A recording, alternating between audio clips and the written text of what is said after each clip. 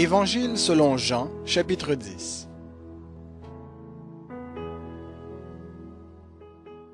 En vérité, je vous le dis, celui qui n'entre point par la porte dans la bergerie, mais qui y monte par un autre côté, celui-là est un voleur et un brigand.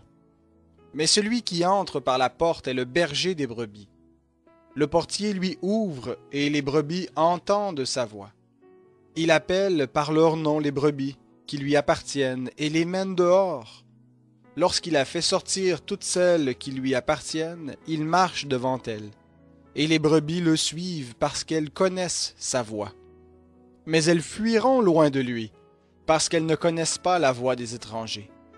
Jésus leur dit cette parabole, mais ils ne comprirent pas ce qu'il leur disait. Jésus leur dit encore, en vérité, je vous le dis, moi je suis la porte des brebis. Tous ceux qui sont venus avant moi sont des voleurs et des brigands, mais les brebis ne les ont pas écoutés.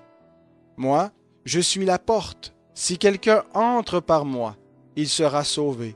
Il entrera et sortira et trouvera des pâturages. Le voleur ne vient que pour voler, et tuer, et détruire. Moi, je suis venu afin que les brebis aient la vie et qu'elle l'ait en abondance. Moi, je suis le bon berger. Le bon berger donne sa vie pour ses brebis. Mais le mercenaire, qui n'est pas le berger, et à qui les brebis n'appartiennent pas, voit venir le loup, abandonne les brebis et s'enfuit, et le loup s'en empare et les disperse. C'est qu'il est mercenaire, et qu'il ne se met pas en peine des brebis.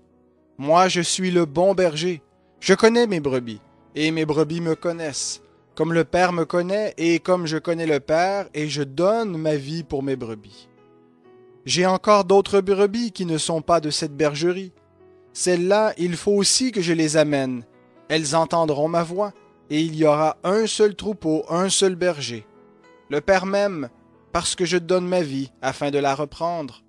Personne ne me l'ôte, mais je la donne de moi-même. J'ai le pouvoir de la donner, et j'ai le pouvoir de la reprendre. Tel est l'ordre que j'ai reçu de mon Père. Il y eut de nouveau, à cause de ces paroles, division parmi les Juifs. Plusieurs d'entre eux disaient « Il a un démon, il est fou, pourquoi l'écoutez-vous » D'autres disaient « Ces paroles ne sont pas celles d'un démoniaque. Un démon peut-il ouvrir les yeux des aveugles » On célébrait à Jérusalem la fête de la dédicace. C'était l'hiver. Jésus se promenait dans le temple sous le portique de Salomon. Les Juifs l'entourèrent et lui dirent « Jusque à quand tiendras-tu notre âme en suspens? Si toi tu es le Christ, dis-le-nous ouvertement. » Jésus leur répondit « Je vous l'ai dit, et vous ne croyez pas.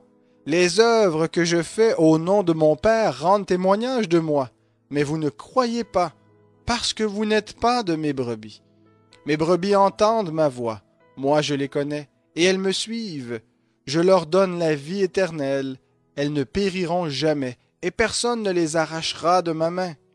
Mon Père qui me les a donnés est plus grand que tous, et personne ne peut les arracher de la main du Père. Moi et le Père, nous sommes un. » Les Juifs ramassèrent de nouveau des pierres pour le lapider. Jésus reprit et leur dit, « Je vous ai fait voir beaucoup d'œuvres bonnes venant du Père. Pour laquelle de ces œuvres me lapidez-vous » Les Juifs lui répondirent, « Ce n'est pas pour une œuvre bonne que nous te lapidons, mais pour un blasphème, et parce que toi, qui es un homme, tu te fais Dieu. » Jésus leur répondit, « N'est-il pas écrit dans votre loi, j'ai dit, vous êtes des dieux? Si elle a appelé Dieu ceux à qui la parole de Dieu a été adressée, et l'Écriture ne peut être abolie, à celui que le Père a sanctifié et envoyé dans le monde, vous dites, tu blasphèmes, parce que j'ai dit, je suis le Fils de Dieu. Si je ne fais pas les œuvres de mon Père, ne me croyez pas. Mais si je les fais, quand même vous ne me croiriez pas, croyez à ses œuvres, afin de savoir et de reconnaître que le Père est en moi, et moi dans le Père. Ils cherchèrent encore à l'arrêter, mais il s'échappa de leurs mains. Jésus s'en alla de nouveau au-delà du Jourdain, à l'endroit où Jean avait d'abord baptisé, et il y demeura. Beaucoup de gens vinrent à lui, et ils disaient, « Jean n'a fait aucun miracle, mais tout ce que Jean a dit de cet homme était vrai. » Et là, beaucoup crurent en lui.